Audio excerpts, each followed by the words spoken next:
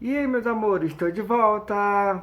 Tudo bem com vocês? Como é que tá esse período difícil de confinamento, crise sanitária? Não tá fácil, mas estamos aqui de volta. Vamos conversar um pouco sobre literatura, que é aquilo também que nos tira um pouco dessa realidade um pouco difícil, mas também que nos faz uma reflexão mais aprofundada sobre o que nós estamos vivendo, tá? Mas antes de tudo, lavem sempre as mãos, usem máscara na rua agora, nunca sabemos para quem pode nos transmitir doença ou se a gente está sem querer transmitindo para alguém, tá bom? O livro que eu quero falar hoje é esse aqui, Assim na Terra como Embaixo da Terra, da Ana Paula Maia. É um livro brasileiro, de uma autora paulista, que ela é muito boa. Esse livro aqui foi um presente que eu ganhei da Noêmia, que é uma das participantes aqui do Mais Literatura, uma colega muito querida que eu tenho e que acertou em cheio em me dar esse presente. E eu trouxe ele aqui por um motivo muito básico. Ele fala de confinamento. Tarará! Mas, claro, de uma outra realidade. E é um livro que é excelente na proposta que ele traz e faz uma reflexão assim que chega a doer nos ossos. Tá? Bom, vamos lá. É um livro que trata da história de uma colônia penal que não se diz onde fica, nem o tempo exato, só se fala que é 100 anos depois da queda da escravidão. E essa informação é muito importante porque essa colônia penal, que é basicamente uma espécie de campo, de uma prisão rural, ou seja, os condenados por crimes na justiça vivem nesse espaço, mas eles não vivem em celas, eles vivem caminhando nesse espaço, eles podem produzir, cuidar de plantação, cuidar do espaço, cuidar de alguma coisa. É como um campo de concentração, basicamente. E a inspiração aqui ela é muito forte em campos de concentração. Aqueles famosos da Segunda Guerra Mundial. Mas aqui, é, essa colônia penal, ela recebe grandes criminosos, grandes não no sentido de famosos, mas de crimes muito marcantes, ou daqueles considerados piores. Estupro, assassinatos políticos, assassinatos de agente público, prefeito no caso. E eles vão para esse lugar, que é um lugar muito distante de tudo. Difícil, assim, tem muros altos e tal, mas a própria fuga é algo muito assustador para eles, porque eles não sabem onde é que eles estão, eles só sabem que estão isolados. Isolados, então é um confinamento com isolamento. E esse confinamento, ele tem esse livro, ele traz o confinamento a partir de duas perspectivas que são muito atraentes. Uma é a questão de parecer um livro de terror. Tem uma força maligna que rege esse espaço. E essa força maligna ela nunca se faz presente descritivamente. O que dá um ar de metáfora, um ar de crença, sabe? Assim, passei por muitas possibilidades. A outra é de uma crítica social muito forte. Essa coisa da colônia penal, confinar, esconder, isolar, essa coisa de você querer colocar no esquecimento essas pessoas que são párias da sociedade por terem cometido um crime. Mas aí isso adiciona outra questão. Essas pessoas que cometeram um crime, aliás, cometeram mesmo esse crime, porque eles assumem isso, elas são párias da sociedade também por outros aspectos. Três prisioneiros ali são grandes nomes do romance. Um é um índio, que é durão, grande, assustador.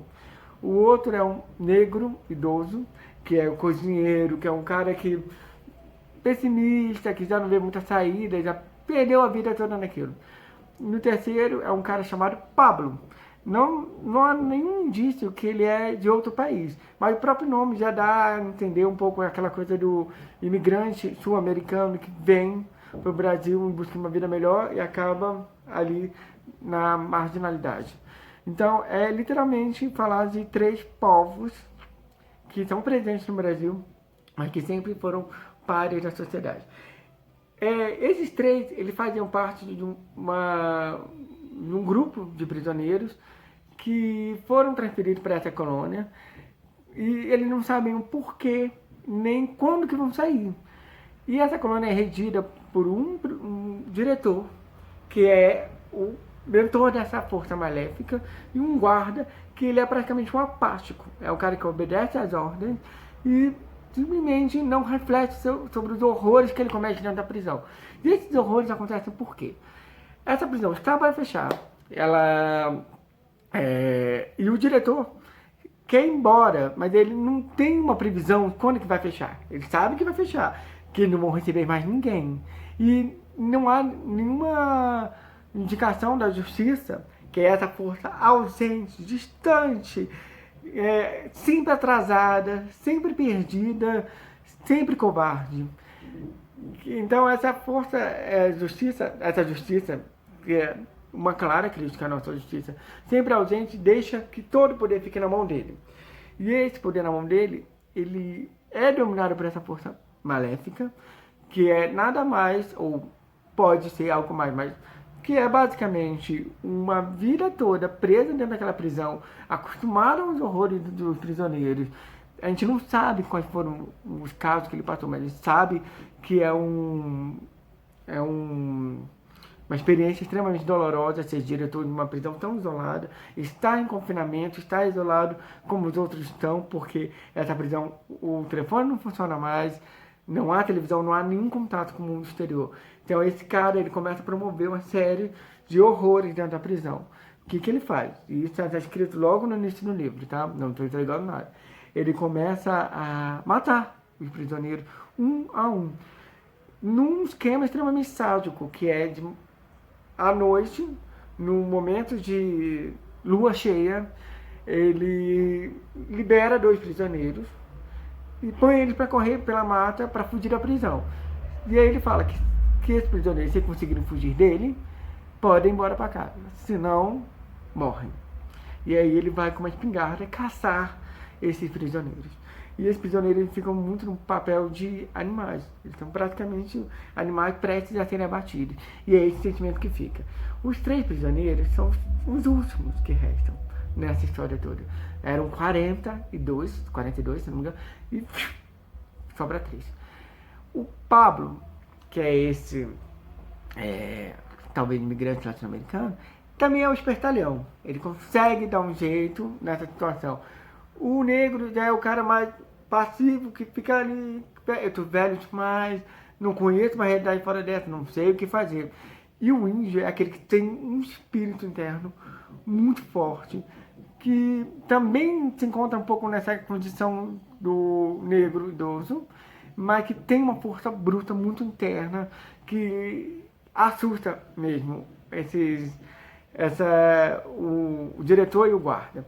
Esse guarda, ele inclusive, ele é muito aquele capitão do mato, aquele personagem que sabe que aquele diretor pode matar ele, porque não tem nada que o impeça, está em isolamento igual, está em confinamento igual, vive uma condição muito parecida à dos prisioneiros, mas também se sente no direito de oprimir, enquanto oprimem. Aí, o terror, ele tem uma elevação muito forte, porque essa colônia ela foi criada em cima de uma fazenda colonial que era usada para castigar os negros foragidos. E os castigos nessa época muitas vezes envolviam a morte. Então, esses presos, no presente que ocorre a história, eles são obrigados a cavar covas que são mortos na caçada do diretor. Só que quando eles cavam, alguma vez eles desterram antigos escravos. E aí os ossos se misturam, né? As covas se misturam. E eles acabam descobrindo coisas horríveis ali dentro dessa terra. Então, assim, como diz o título, né? Assim na terra como embaixo da terra, é morte, é repetição, é um vai e volta, é uma coisa que continua, quase que como uma maldição.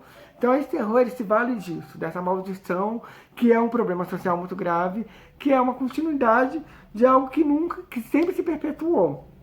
Então, esse terror, ele passa muito por isso. Mas essa crítica social é muito forte, porque o diretor, ele se vê nesse lugar que ele é uma entidade pública, ele está no cargo público, mistura o dever de cargo dele, que é uma questão pública, com o desejo individual dele, que é o de matar, que é o de oprimir, que é o de mostrar que é poderoso, soberano. E, enfim, isso leva a uma série de reflexões extremamente problemáticas. Então é um livro muito poderoso, né? É um livro de uma leitura muito rápida. Eu li em um dia. E eu lia degustando, porque é um livro que tem aventura, que tem ação, que tem um monte de coisa. Acontece uma série de coisas que eu não vou contar aqui para que a experiência da leitura seja bem positiva para vocês, mas que entrega essa reflexão social e essa possibilidade ficcional de criar um terror brasileiro, um terror calcado na nossa história, na nossa realidade, uma realidade do passado que não se supera e ainda é o nosso presente até hoje. Eu acho que vocês vão gostar muito, eu recomendo muito. Essa autora, ela é extremamente poderosa e ela tem produzido coisas muito boas, ganhando prêmios por aí, e ela merece mesmo, porque o trabalho dela é fantástico, tá bom? Fica a dica pra vocês, se cuidem, gente. Esse problema que a gente está atravessando no Brasil vai continuar por um tempo, mas não percam a esperança, isso vai passar, vai melhorar. Aproveite o momento se puderem para ler, para interagir com os seus, para conversar bastante, tá bom? Obrigado por tudo. Tchau, tchau.